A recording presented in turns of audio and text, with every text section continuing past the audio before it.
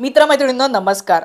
Chhava cinema तुम्ही पाहिला असेल किंवा पाहिला नसेल तरी ही छावाची हवा ही सगळीकडे आहे हे तुमच्या लक्षात आलं असेलच. आता या छावा सिनेमावर खूप मोठे मोठे आक्षेप घेतले जात आहे. अडचणीत येतोय तो सिनेमा कारण त्याच्यावर आता केस केली गेली आहे. ही केस कोणी केली आणि का केली हे आपण आजच्या व्हिडिओत समजून घेऊया. तर छावा सिनेमावर शिर्के घराण्याने खूप मोठा आक्षेप घेतलेला आहे आणि काल त्यांनी प्रेस कॉन्फरन्स घेतली होती पुण्यामध्ये. या प्रेस कॉन्फरन्समध्ये या शिर्केंचं असं म्हणणं आहे की हा जो छावा सिनेमा आहे या छावा सिनेमामध्ये छत्रपती संभाजी महाराज यांना मुघलांच्या हातामध्ये सोपवण्याचं काम, ते कुठे आहे, त्यांना कसं पकडायचं, या सगळ्या गोष्टींमध्ये सगळ्यात जास्त मदत शिर्केंनी केली आहे. गणोजी शिर्केंनी मदत केलेली आहे असं सिनेमात दाखवलंय. आता ह्या सिनेमामध्ये जरी असं दाखवलेलं असलं तरी शिर्केंनी हे केलेलं आहे याच्याबद्दल कुठलाही ऐतिहासिक पुरावा सापडलेला नाही आहे.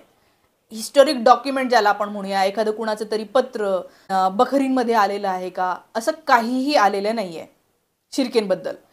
तर त्यामुळे याला कुठलाही पुरावा नाही आहे आणि उगाचच शिर्केंना बदनाम केलं जात आहे असं या शिर्के घराण्यांचं म्हणणं आहे. त्यामुळे त्यांनी प्रेस कॉन्फरन्स घेतली.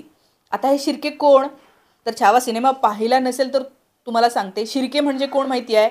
संभाजी महाराज यांची जी मिसेस आहे, त्यांची बायको येसूबाई, या येसूबाईंचा भाऊ, सख्खा भाऊ, म्हणजे थोडक्यात संभाजी महाराजांचा मेवणा. आणि तिथे साटलोट झालेलं होतं, म्हणजे त्यांची बायको ही संभाजी महाराजांची बहीण.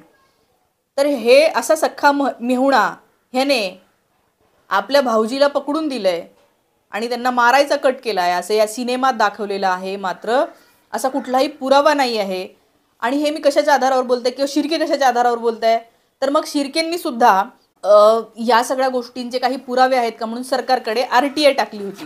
हे बघा, ही माझ्याकडे RTIची कॉपी आहे ज्याच्यामध्ये रामकृष्ण मच्छिंद्र शिर्के यांनी महाराष्ट्र शासनाचं पुराभिलेख संचलनालय, म्हणजे जे हिस्ट्री, आर्किओलॉजी या गोष्टीशी संबंधित आहे, जे इतिहासात काय काय झालेलं होतं त्या सगळ्या डॉक्युमेंट ज्यांच्याकडे आहे, त्यांना विचारला आला हा प्रश्न होता RTIमध्ये, की प्रश्न विचारला होता की शिर्के यांनी संभाजीराजे यांना पकडून दिले असल्याचे काही पुरावे आहेत का? तर त्या प्रश्नाचं उत्तर देताना हे म्हणता इथं दिलंय, महाराष्ट्र सरकार म्हणतंय गणोजी शिर्के यांनी संभाजीराजे यांना पकडून दिले असल्याचे ऐतिहासिक संदर्भ अथवा पुरावे या कार्यालयात उपलब्ध नाही.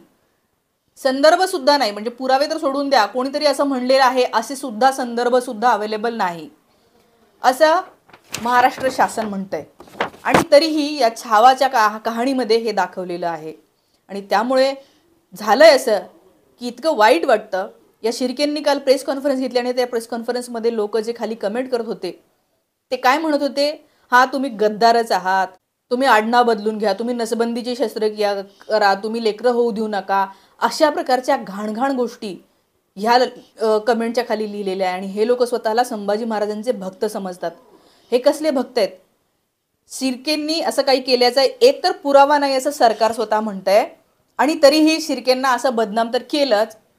उलट तेव्हाचे शिर्के त्यांच्या आज जे काही आहे त्यांची पुढची पिढी, ठीक आहे, आता ही काही जी काही 7वी 8वी पिढी असेल, या पिढीला सुद्धा बदनाम करण्याचं काम यांनी सुरू केलं. या पिढीला म्हणजे आता हे पुढचे लोक आहेत ते म्हणतात, त्यांचे इंटरव्ह्यू पाहिले मी, ते म्हणतात आम्हाला खूप अवघड झालेलं आहे, आम्ही कुठे गेलो तर लोक आम्हाला गद्दार गद्दार म्हणतात. आता हे लोक जे गद्दार म्हणतायत तो अफजल खान, त्याचा वकील कृष्णा भास्कर कुलकर्णी, त्या कुलकर्णीचं शिवाजी महाराजांनी मुंडकं छाटलं होतं. हा कुलकर्णी अफजल खानाचा वकील आहे म्हणून आज कोणी कुलकर्णीवर बहिष्कार टाकतं का हो? नाही टाकत ना. म्हणजे आपण असं नाही ना समजत की त्या कृष्णा भास्कर कुलकर्णीचे हे जे आहे ते कुलकर्णी आहे म्हणून आता ते गद्दारच होते, त्यांनी शिवाजी महाराजांच्या सोबत गद्दारी केली, त्या खानाला जाऊन मिळाले, असं कोणी म्हणतं का? त्यांचा आणि त्यांच्या पुढच्या पिढीचा असा संबंध लावून त्यांना आज त्रास देणं हे चुकीचं आहे. येस, तेव्हा त्यांनी चुकीचं केलं. शिर्केंच्या बाबतही जर पुरावे असते किंवा इथून पुढे जर सापडले तर नक्कीच तेव्हाच्या काळात जे कोण शिर्के होते त्यांना तसं म्हणता येईल. पण असं म्हटलं जाते की सख्या मेहुण्याला कोण असं पकडून देईल का? आणि दुसरा एक पुरावा जो सापडतो म्हणजे इतिहासकार इंद्रजित सावंत किंवा अनेक इतिहासकार जे म्हणतात, आपले जयसिंगराव पवार सुद्धा म्हणतात की पुरावे जर शोधले की कोणी पकडून दिलं संभाजी महाराजांना तर त्या काळामधलं काही सापडत आहे का असं? शोधलं की त्या काळात कोणीतरी लिहून ठेवलं असेल, कोणीतरी कशात तरी.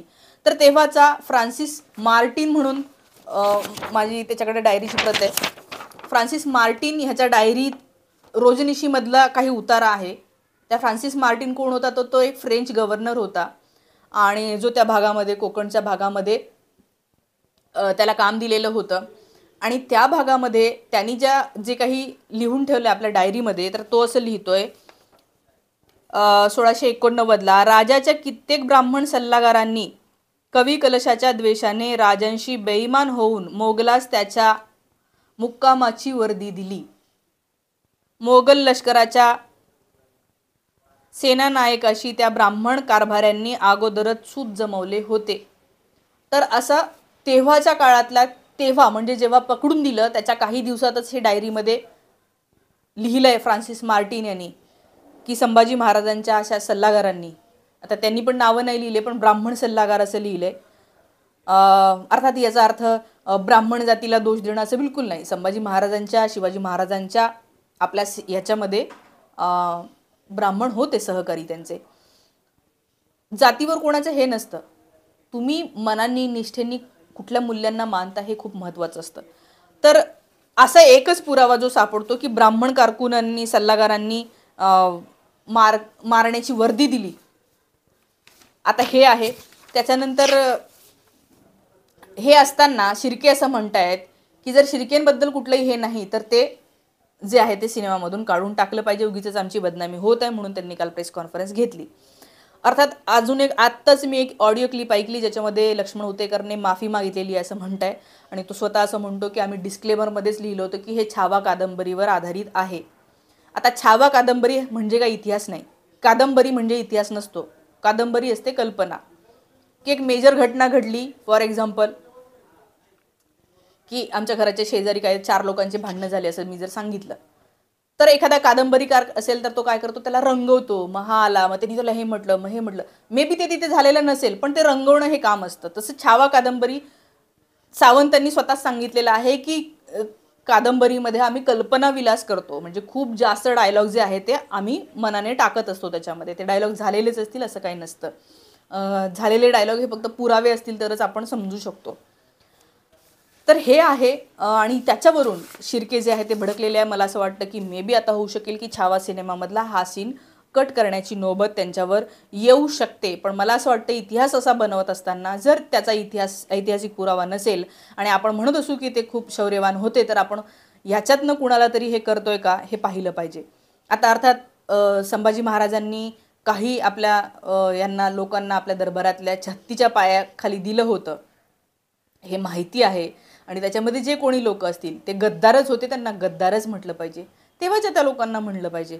पण आज असं छावाने जे काही केलेलं आहे, याशिवाय संभाजी महाराजांना सगळ्यात जास्त त्रास अनाजी दत्तोंनी दिलेला आहे असं इतिहासकार म्हणतात. संभाजी महाराजांवर विषप्रयोग झालेला आहे मासोळीमधनं. छावा सिनेमामध्ये अशा अनेक गोष्टी आहेत की ज्या दाखवल्या नाही. विषप्रयोग कितीदा झाला आहे, अण्णाजी दत्तोंनी कशी खेळी केलेली आहे हे दाखवलंच नाही आहे.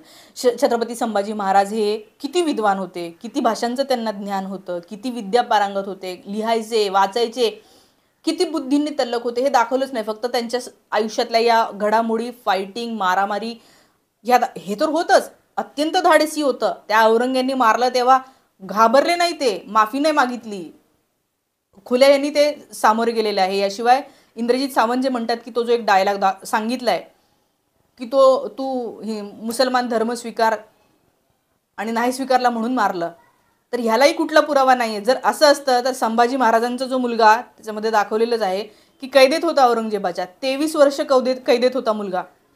जर धर्म संभाजी महाराजांचा बदलायचा असता तर मुलाचा बदलून नसता घेतला का त्यांनी? तो बदलून नाही घेतला. याचा अर्थ काय? औरंग यांनी कशासाठी मारलं हे पाहायला पाहिजे. ते धर्मासाठी मारलं असतं असं समजलं असतं जर त्याच्या मुलाचाही किंवा त्यांच्या बायकोचंही धर्मांतर करून घेतलं असतं तर. पण असं नाही झालेलं. औरंग्याच्या स्वतःच्या दरबारामध्ये अनेक हिंदू लोक होते, त्यांचंही त्यांनी करून घेतलं असतं धर्मांतर, जर का त्याला धर्म नावाची गोष्ट मोठी असती तर. पण मला असं वाटतं हे जे काही आहे चुकीचा इतिहास दाखवून उगीचच हे जे काही आहे समाजामध्ये विष पसरण्याचे प्रयत्न हे थांबले पाहिजे. जे काही असेल, खरा इतिहास असेल तर तो मानायला सगळे लोक तयार आहे.